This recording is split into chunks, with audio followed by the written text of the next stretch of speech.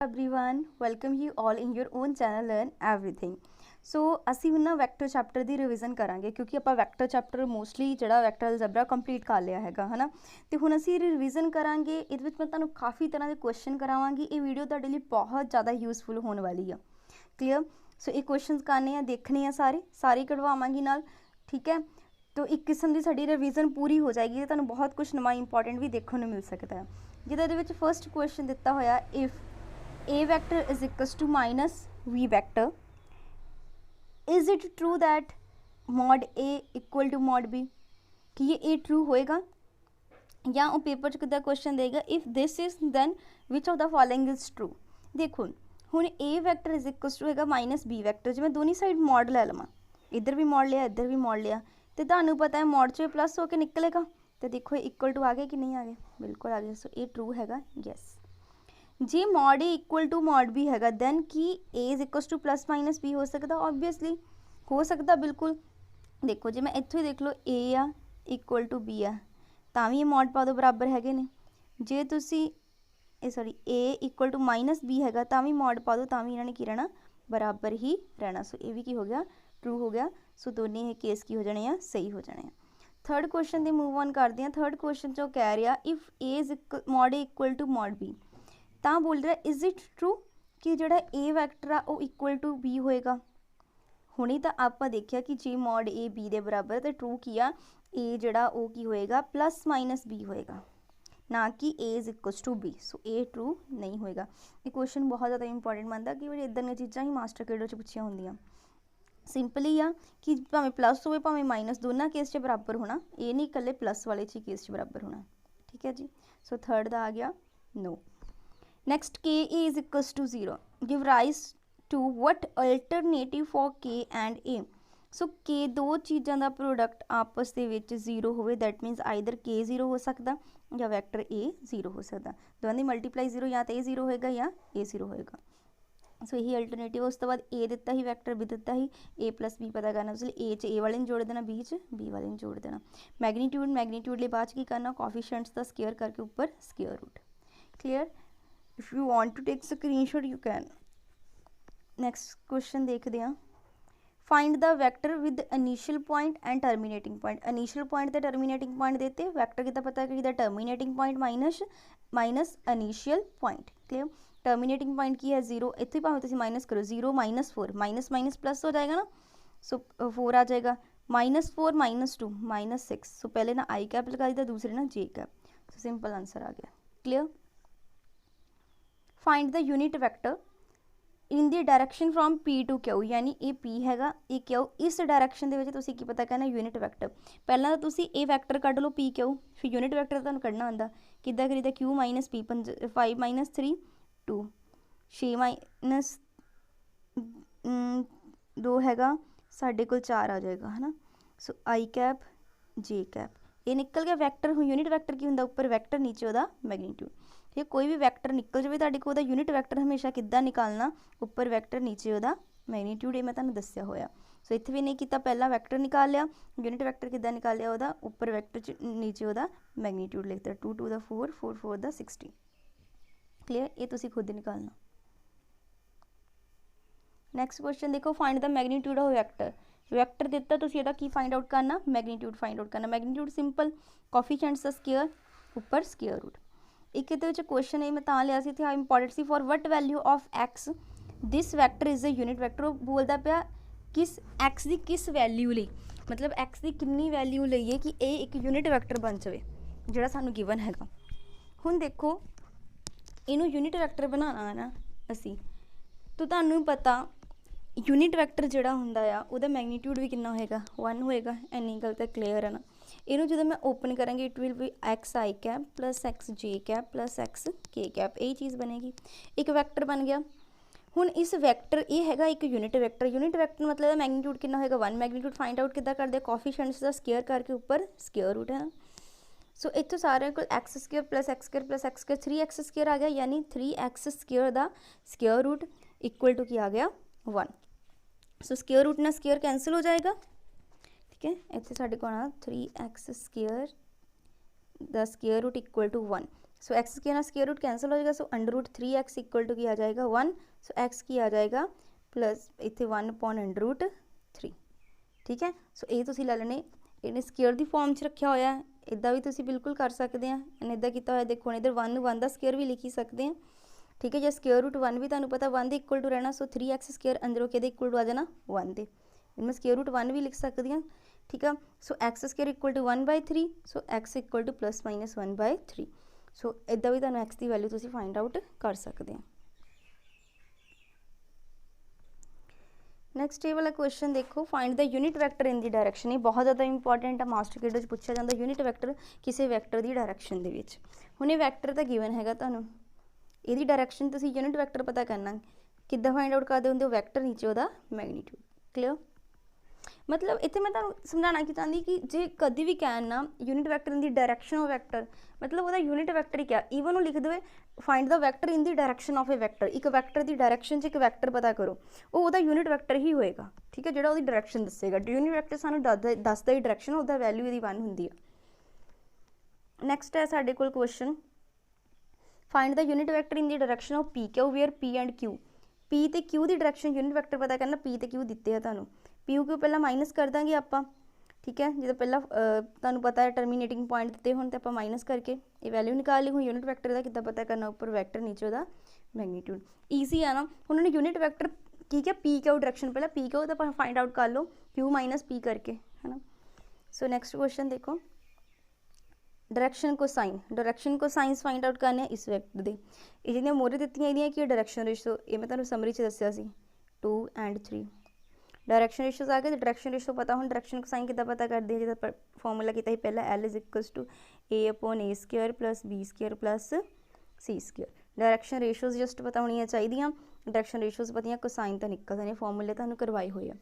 जो ये कढ़निया direction ratio cosines कढ़ने ये पहला तो एक वैक्टर बना लो ए बी माइनस ए करके उन्हें डायरैक्शन रेशो कि आ गया -2 -4 4, नीचे सारे की करना, इन्हों का यदा स्केयर प्लस करके अंडर रूट फॉर्मूला है। मैं तुहानूं दस देनी एक बारी कि जे साडे कोल A B C direction ratios है, तो पहला डायरैक्शन कोसाइन L की हुंदा A/√A² plus B² plus C²। दूसरा डायरैक्शन कोसाइन M की हुंदा B/√A² plus B² plus C²। यदि N की होएगा C/√A² plus B² plus C²। बाकी आप कल ही गल की सी डायरैक्शन रेशोज की होंगे, स्केलर जोड़े होंगे मल्टीप्लाई होए होंगे, वही होंगे जो स्टार्टिंग से होंगे। नैक्सट है find the vector in the direction of a vector has 6 magnitude. देखो हम वही गल आ गई ना, उन्हें क्या vector in the direction of a vector, यानी कि उन्होंने यूनिट वैक्टर कितने वर्ड नहीं यूज़ किया, यानी इस वैक्टर की डायरैक्शन में एक वैक्टर पता करना, किसी भी वैक्टर की डायरैक्शन किहड़ा वैक्टर होंदा, उहदा यूनिट वैक्टर ही होंदा। सो पहला तो यूनिट वैक्टर निकाल लियो, उपर वैक्टर नीचे वह मैगनीट्यूड, ये काम हो जाएगा। उस तो बाद पूछ रहा कि जिहदा मैगनीट्यूड कितना है 6, तो जिन्ना भी मैगनीट्यूड है उन्हें मल्टीप्लाई कर देना। इदां दा क्वेश्चन मास्टर गाइड च देखने को मिले, ठीक है। ये नाल दे क्वेश्चन तुसीं खुद ही प्रैक्टिस कर लेने। नैक्सट मैगनीट्यूड ऑफ ए दिता 3, ये क्वेश्चन जरा ध्यान नाल देखियो, सानू फाइंड आउट करने लई कह दिता फाइंड द 5A वैक्टर नाल उहदा मैगनीट्यूड लिख दिता। हुण जे तुसीं इस चीज़ नूं ध्यान नाल ऑब्जर्व करो, तुहानूं उन्हें एक वैक्टर दे दिता ए वैक्टर का मैगनीट्यूड, ना कि ए दिता, ए वैक्टर का मैगनीट्यूड दिता तुहानूं 3, तो फाइंड आउट की करन कह रहा 5A वैक्टर का मैगनीट्यूड। सो 5 का मैगनीट्यूड मैं बाहर निकालनी, 5 ही आएगा, नाल मैगनीट्यूड ऑफ ए का मैगनीट्यूड कितना 3, तो कितना आ गया 15। इत्थों थोड़ा तुहानूं कन्फ्यूजन होएगा, देखो जो ए वाला सम आ गया उदा तुसीं गलत कर सकते हो, -2A वैक्टर तुहानूं पता इन्हें मैगनीट्यूड तो बाहर निकलने प्लस हो जाना, सो अंदर की रह जाना कल्ला ए वैक्टर, ठीक है। सो ए वैक्टर की वैल्यू 2 3 का 6, -2 नहीं बाहर कढ़न पैना, इदा 0 आ 0 का किसी ने मल्टीप्लाई करोगे उन्हें 0 ही हो जाना है, क्लीयर। सो नैक्सट ए वैक्टर दिता सानू, बी वैक्टर दिता, तो A-2 भी पता करना नहीं, A-2B इत्थे भी कई गलत कर दिया, पहला तुसीं A लिख लो वैक्टर माइनस करके 2 × B, मतलब ये 2 ना मल्टीप्लाई कर दो, 2 2 का 4 4 2 का 6 3, ठीक है। इदा करके साडे कोल ये वैल्यू आ जाएगी, ठीक है। -2B कर लेना, क्लीयर। जिदा ये देखो 3 आई कैप है साडे कोल, ये दस दी मैं 2 2 का 4 आई कैप आ जाएगा, -4 2 का 8 जे कैप, -3 2 का 6 की कैप, ए चो इनू माइनस करोगे, 3 - 4 -1 आ गया, 2 इत्थे आई थिंक माइनस प्लस दी देख लेना, ठीक है। माइनस प्लस बिल्कुल चैक कर लेना, इतने माइनस या प्लस आना वो चैक कर लेना तुसीं, तो वो अकॉर्डिंग असीं बाद जो फाइंड आउट कर लिया ए -2 भी वो फाइंड आउट की कर लेना मैगनीट्यूड। नैक्सट हैगा जी ए वैक्टर दिता बी वैक्टर तो दसिया ए तो बी आपस की है ने parallel find the value of lambda. तो तुहानूं पता मैं करवाया होया दो वैक्टर आपस च पैरलर होण की करना उन्होंने कोफिशिएंट नूं डिवाइड करके एक रख देना, तो लैम्डा की वैल्यू कितनी हैगी -3। ये किया होया ना आपां, जे पैरलर होवे तो डिवाइड कर देना, परपेंडिकुलर तो इन्हां दी मल्टीप्लाई करके आपस +0 रखी दा, दो तो कंडीशन होंदी है ना। एक फॉर्मूला किया ना A1/B1 = A2/B2 = C1/C2। किहड़े केस दो वैक्टर आपस की है A1 I cap A2 J cap parallel होणगे। पैरलर जस्ट कुछ नहीं करना, कोफिशिएंट्स नूं डिवाइड करके बराबर रखी जाना, उत्थों लैम्डा की वैल्यू आ जानी। नैक्सट ये क्वेश्चन तुहाडे लई थोड़ा जिहा नवां होएगा, देखो हुण कह रहा find the component vector P Q along X axis and Y direction whose magnitude. X axis वाल मतलब आई कैप का कोफिशिएंट, वाई एक्सिस वाल मतलब जे कैप का कोफिशिएंट फाइंड आउट करना पी क्यू का, जिहदा मैगनीट्यूड है एम, मैगनीट्यूड कितना दिता 15 एंड एंगल थीटा कितना बना रहा हो विद एक्स एक्सिस वो दसिया होया। हुण तुहानूं पता लेट्स में अपने को पी क्यू वैक्टर मान लिया x i cap plus Y J cap, तो सानूं पता मैगनीट्यूड की होंदा √x² + y² का अंडर रूट यही होंदा मैगनीट्यूड किसी भी वैक्टर का। वो मैगनीट्यूड कितना था 15 पुट करता, इक्वेशन बन जानी इतों ये स्केयर उधर जाके स्केयर रूट है उधर जाके स्केयर बन जाएगा, 15 का स्केयर करेंगे 225, this is a one equation.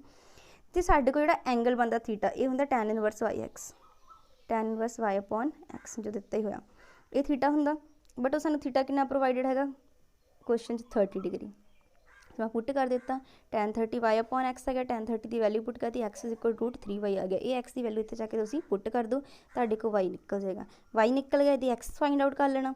हुण x भी निकल गया तो y भी निकल गया, x की सीगा किहड़े कंपोनेंट का सीगा x एक्सिस का, y किहदा सीगा y कंपोनेंट का, सो x यही तो फाइंड आउट करने लिए क्या सानूं ने x y। सो एक सम थोड़ा पिछले वीडियोज़ च ये नहीं आया किते भी, बट इहनूं हुण फिर तुसीं कर लेना ध्यान नाल, ठीक है, कुछ औखा नहीं सीगा, बस इहदे च याद यही रखना है तुसीं कि मैगनीट्यूड ते जिहड़ा थीटा एंगल बनदा है that is tan inverse y/x। Next जो क्वेश्चन है साडे को find the position vector of R the position vector पता करना which divide this and this in the ratio 2:1 internally and externally. देखो मैं तुहानूं ये चीज़ करवाई हुई है कि दो वैक्टर लेट्स इनू मान लेने ए वैक्टर, इनू मान लेने बी वैक्टर, ये रेशो m रेशो n च डिवाइड कर रहा, तो की फॉर्मूला आंदा सी MB + NA/m + n, यही सी। हुण कितनी रेशो च कह रहा 2:1, फॉर्मूला की सीगा साडे को MB + NA/m + n, यानी नीचे तो 2 + 1 आ गया 3, उपर की सी साडे कोल हुण V वैक्टर की जगह ए वाला वैक्टर है, ए वैक्टर की जगह ए वाला वैक्टर है, M2 की मल्टीप्लाई ए वाले वैक्टर नाल हो गई प्लस 1 की मल्टीप्लाई इधर वाले वैक्टर नाल यानी ए वाले वैक्टर नाल हो गई, तो वो साडे को आर वैक्टर निकल गया। ये इधर का सम आया हुआ सी पेपर से बिल्कुल मास्टर किहड़े सिंपल आ फॉर्मूला, तो तुसीं स्ट्रेट लाइन च भी कीता, नैक्सट 3 डायमेंशन च भी कीता, एक्सटर्नली बस प्लस की जगह की हुंदा माइनस आ जांदा हुंदा, बस होर कुछ नहीं।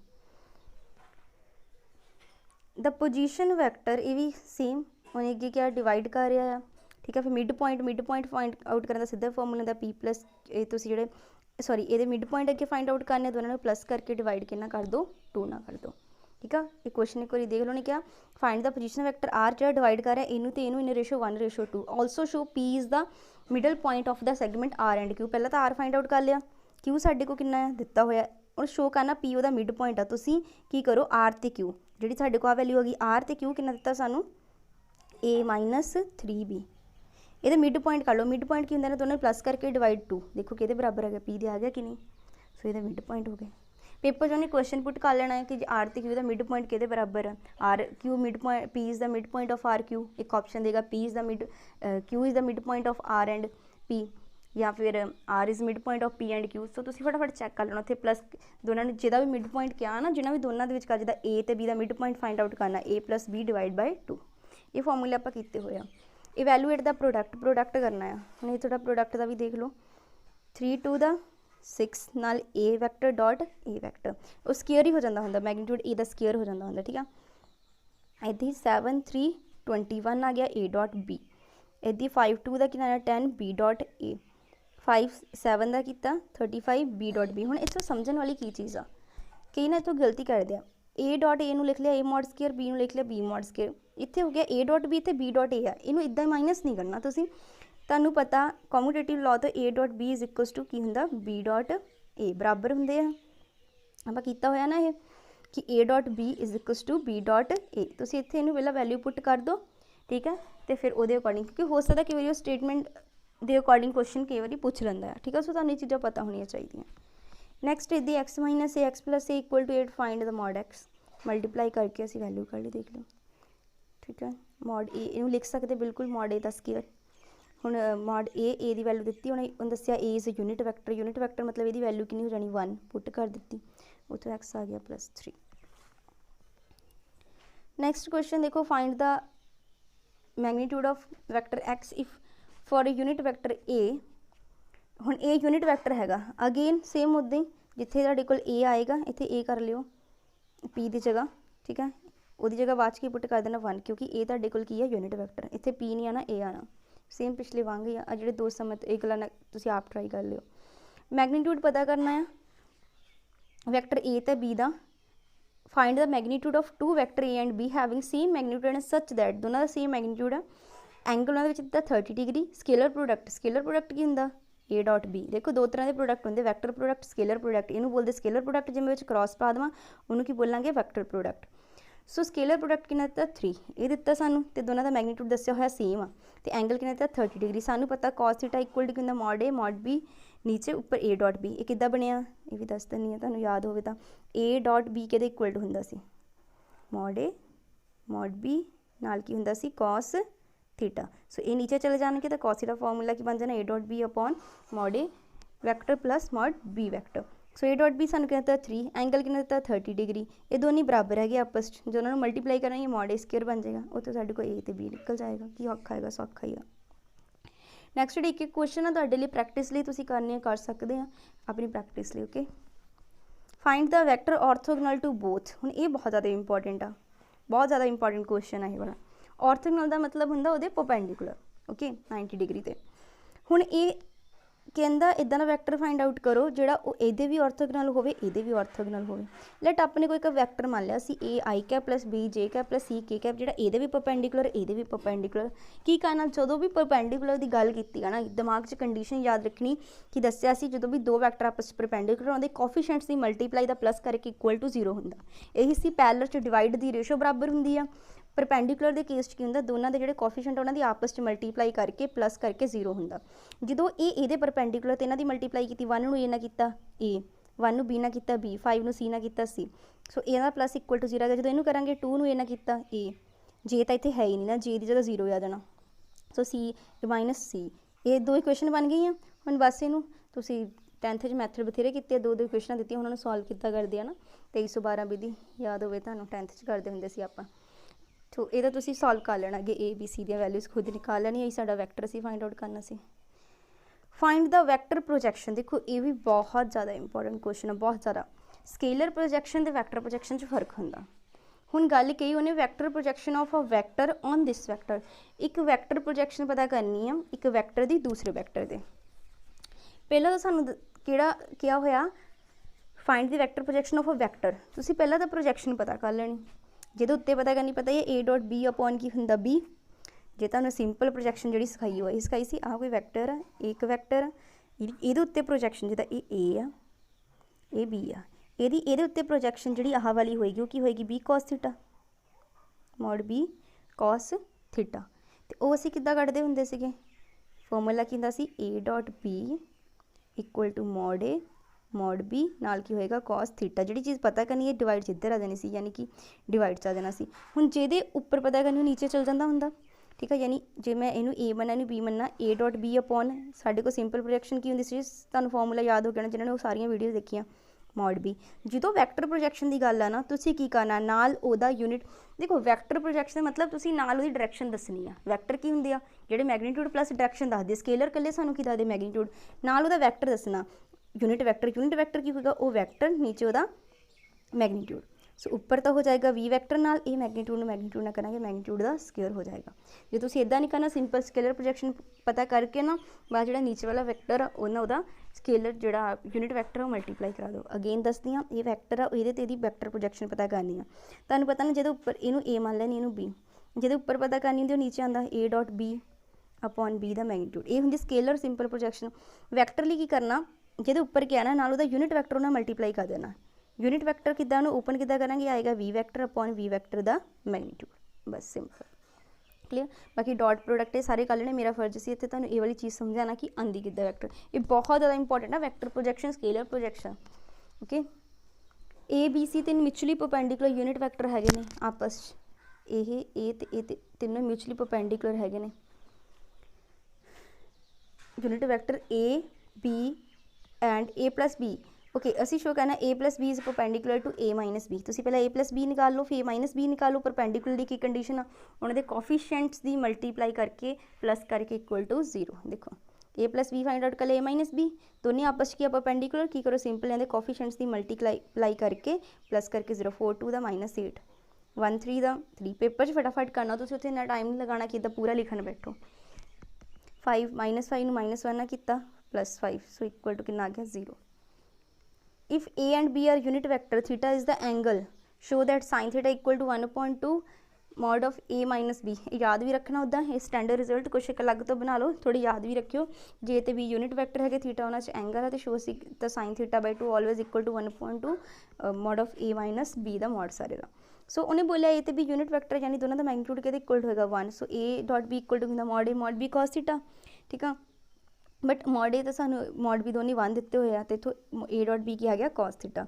यदि असी 8 माइनस बी का स्केयर फाइंड आउट किया होंगे A square plus B square -2 A B. But सानू पता दोनों मॉड ए मॉड बी 1 है ने, -2 कॉस थीटा आ गया इतों। सो 1 2 कॉमन कर लिया आप, 1 + 1 2 1 minus cos theta 1 minus cos theta कि 2 साइन स्केयर थीटा बाई 2 2 ने 2 मल्टीप्लाई किया 4 साइन स्केयर थीटा बाई 2, ठीक है। सो इदा असीं इहनूं प्रूव कर सकते हैं। सो साइन थीटा बाई 2 की वैल्यू कढ़ लो, इन्हूं चक के उधर लै जाओ, ठीक है। सो आई होप तुसीं इत्थों तो हुण कर लोगे ना। ये साडे किहदी वैल्यू है ए माइनस बी दे स्केयर दी, ये 4 नीचे आ जाएगा, ठीक है। जो स्केयर का स्केयर रूट ओपन करोगे, ये स्केयर है ना साइन थीटा बाई 2, इनू जो इधर करोगे स्केयर रूट करोगे, ठीक है। एक स्केयर ना स्केयर कैंसिल हो जाएगा, नीचे 2 आ जाएगा। सो ये प्रूव हो जाएगा, clear. Next question, find the area of parallelogram whose diagonal are. अच्छा जे डायगनल गिवन है ने, जे पैरेललोग्राम दे डायगनल गिवन है ने, तो दैन एरिया फाइंड आउट करना। दैन फॉर्मूला की होंदा 1/2 पहला डायगनल क्रॉस दूसरा डायगनल वह magnitude. A cross b find out करना सानू आता है, वह मैगनीट्यूड भी तुसीं फाइंड आउट कर लेना। बट ये तो ये जस्ट तुहानूं आइडिया दे रही हूँ, आई होप तुसीं आराम नाल कर लोगे कि एरिया पता करना पैरेललोग्राम का जो डायगनल गिवन आ की फॉर्मूला होंदा 1/2 पहला डायगनल दूसरे डायगनल का क्रॉस करके वह मैगनीट्यूड। बट जे सानू साइड्स गिवन है एडजेकेंट साइड्स, जिदा ए दो तो एरिया फाइंड करना पैरेललोग्राम का साइड्स सानू जिदा साइड्स गिवन है 2, तो की होंदा सिंपल ए क्रॉस बी का मैगनीट्यूड, ठीक है। अगे सॉल्व भी होएगा, ये देखो सिंपल ए क्रॉस बी का मैगनीट्यूड। जो डायगनल होंदा 1/2 ना डिवाइड कर देना इसी चीज़ को, क्लियर।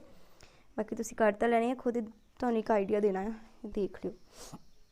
नैक्सट है शो दैट, हुण ये शो वाले आ तुसीं याद रखने आ, तो A multiply B is equals to Lagrange identity याद होवे तुहानूं की हुंदा सीगा ए क्रॉस बी दा square equal to A square B square minus A vector dot B vector दा स्केयर। सो यही बस स्केयर तो उधर जाके स्केयर रूट पै गया, लैग्रैंज तो ओपन किया इनू। यदि A cross B equal to A B tan theta, A minus B भी ओपन करके देख लियो, ठीक है। ये बन जाएंगे इतने है सॉल्व भी देख सकते हो, लैग्रैंज आइडेंटिटी तो अगे सॉल्व किया। ए क्रॉस बी इक्वल टू ए भी साइन थीटा होंगे, ठीक है। उन्होंने लिख लिया cos theta into tan theta, क्योंकि कॉस थीटा तो पता टैन में लिख सकती साइन अपॉन कॉस, कट के रहेगा तो साइन ही रहेगा ना। So A B cos theta tan theta, उन्हें लिख लिया A dot B tan theta, बस क्योंकि ये चीज़ तो तुहाडे कोल बन जाएगी ना a dot b a B cos theta की होंदा ए डॉट बी होंदा, ठीक है। नैक्सट क्वेश्चन इदी वाला सी, जो ए क्रॉस ए तुहानूं पता सेम वैक्टर का सेम ना क्रॉस ऑलवेज इक्वल टू 0, पर डॉट की होंदा 1। जे साढ़े को 2 वैक्टर है लेट्स ए डॉट ए होएगा 1, बट जो भी कभी ए क्रॉस ए आ गया उत्थे कितना हो जाना 0। सेम वैक्टर का सेम ना क्रॉस की हो जाता 0। नैक्सट जी हैगा ए डॉट बी दिता होया if a vector b vector दिता है, ए क्रॉस बी दिता है, बहुत ज़्यादा important. Simple Lagrange identity use करनी, ए क्रॉस बी का स्केयर। देखो जो भी क्रॉस तो डॉट च रिलेशन आ गया ना, सीधी लैग्रेंज आइडेंटिटी लगानी तुसी, ए क्रॉस बी का square equal to A square B square minus a dot b का स्केयर। मैं करवाई हुई आ, बस सिंपल वैल्यूज पुट करो, क्रॉस दिता होया, ए बी भी दिते हुआ, a dot b find out करना है, सौखा है ना। देखो ए भी दिता बी भी दिता, ठीक है, स्केयर कढ़ लोगे, स्केयर तो कढ़ना आंदा तुहानूं, स्केयर कर लिया, ए क्रॉस बी दिता होया, ये बस आइडेंटिटी याद होनी चाहिए तुहानूं, ये फॉर्मूला एक वो फॉर्मूला याद होना चाहिए। ये नैक्सट है वो क्वेश्चन इंपॉर्टेंट है, एक ए यूनिट वैक्टर है, एंगल π/3 बनाता आई कैप नाल π/4 जे कैप ना, तो and acute angle theta with के कैप, तो वही तुसी थीटा फाइंड आउट करना है, ठीक है। सो सानू इन्ना पता है कि यही जड़े आ अलग अलग एंगल बनते अल्फा बीटा गामा, यहाँ पर डायरैक्ट जो इन्होंने कॉस मल्टीप्लाई कर दी, वो डायरैक्शन को साइन भी होंगी है ना, कराया सी कॉस, फिर सानू भी पता l square plus m square plus n square कि इक्वल टू होंगे 1, यानी एल के बराबर होंगे cos square alpha plus cos square beta plus cos square gamma equal to की होएगा 1। सो पहला एंगल सानू आई कैप ना अल्फा बीटा गामा की होंगे, आई कैप ना एंगल अल्फा होंगे, जे नाल बीटा होंगे, के नाल गामा होंगे। सो गामे वाला आप थीटा मान लिया, अपने को सानू आई नाल ते जे नाल ते दिता, ये सानू पता होंगे ना, इन्हें सॉल्व किया साढ़े को थीटा कितना आ गया π/3। सो ये तुसीं इत्थे पुट कर देना, तुहाडे कोल निकल जाएंगे। क्लीयर, कुछ नहीं है, जस्ट डायरैक्शन कोसाइन का फॉर्मूला लगा इत्थे। नैक्सट है right down the unit vector in the XY plane making an angle 30 degree in anti clockwise direction with the positive direction of X direction. देखो यूनिट वैक्टर फाइंड करना direction in the XY plane, किहड़े plane च पता करना, XY plane दे विच, ठीक है, जिहड़ा angle 30 degree बना रहा in the anti clockwise direction, sorry anti clockwise direction.